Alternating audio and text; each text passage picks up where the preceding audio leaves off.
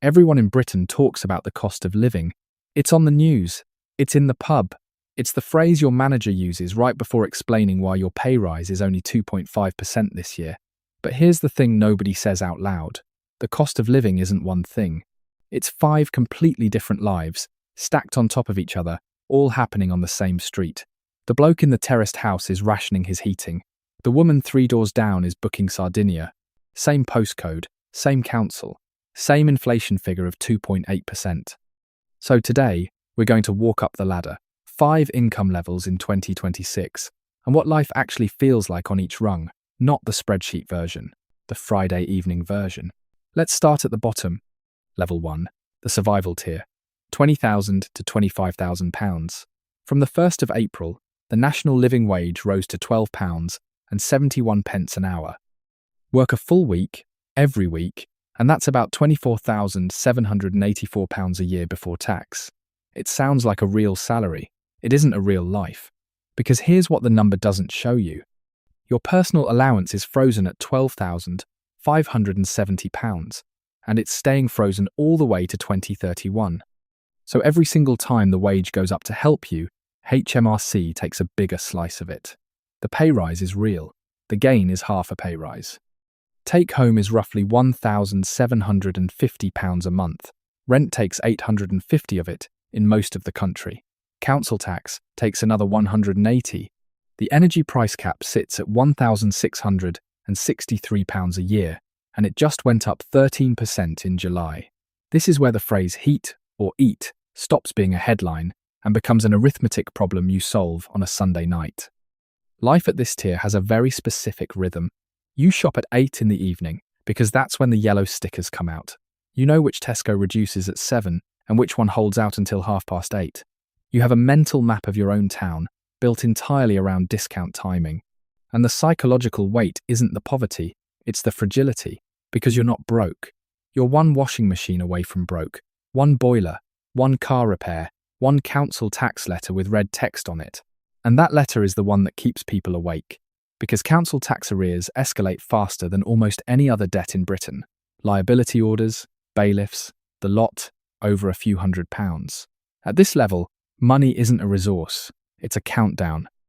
Level 2, the squeezed tier, £35,000 to £45,000. This is the median Britain. This is most of the people watching this video. And this is the tier that makes people angry, because on paper, you've won. Your mum thinks you're doing well. Your job title has the word senior in it. £40,000 is a good salary. Then the money arrives, and there's nothing there. Let's do it properly. On £40,000, HMRC takes income tax. National insurance takes its cut.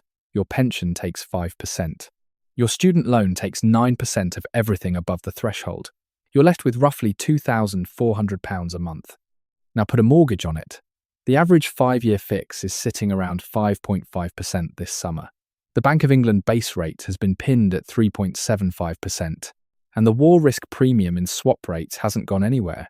On an average UK house at £270,000, that's over £1,400 a month. Do you see it? £2,400 in, £1,400 straight back out, before food, before the car, before the child. And this is where fiscal drag really bites, because the higher rate threshold is frozen at £50,270.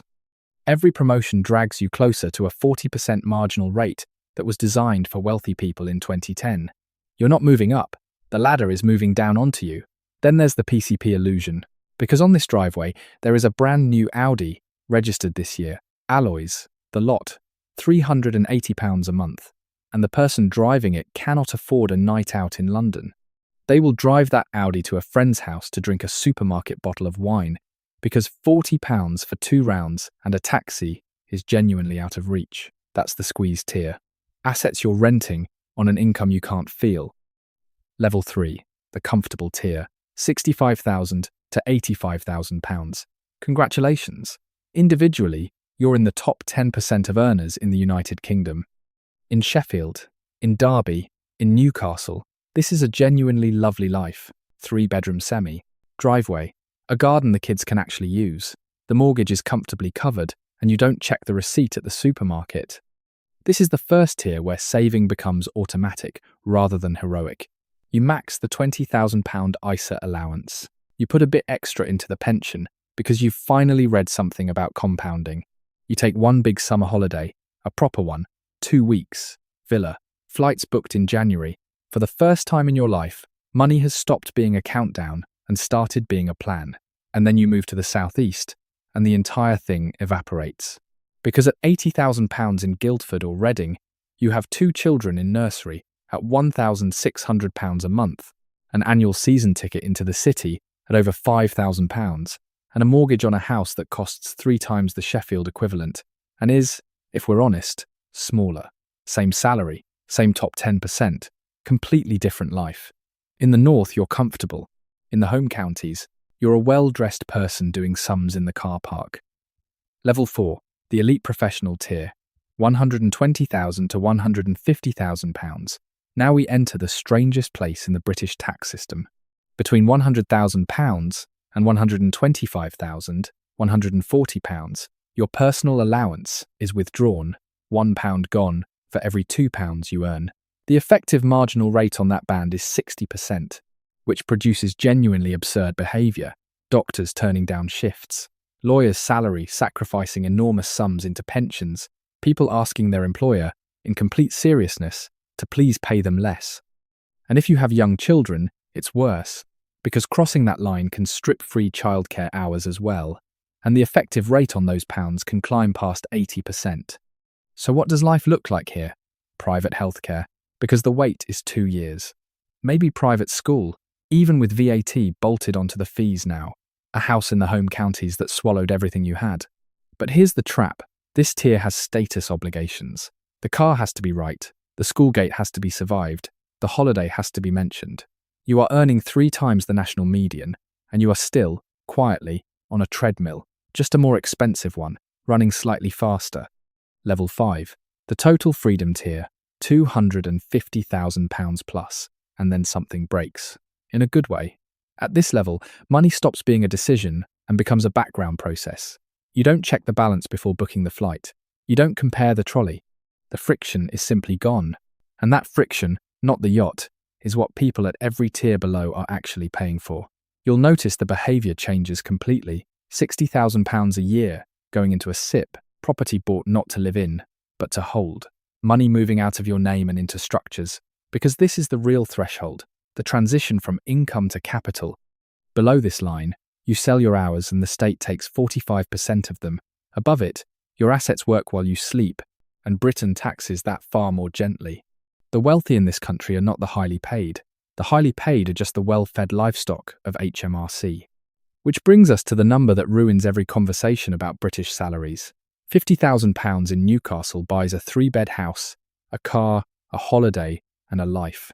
£100,000 in Fulham buys a flat with a shared bin store and a very tired expression.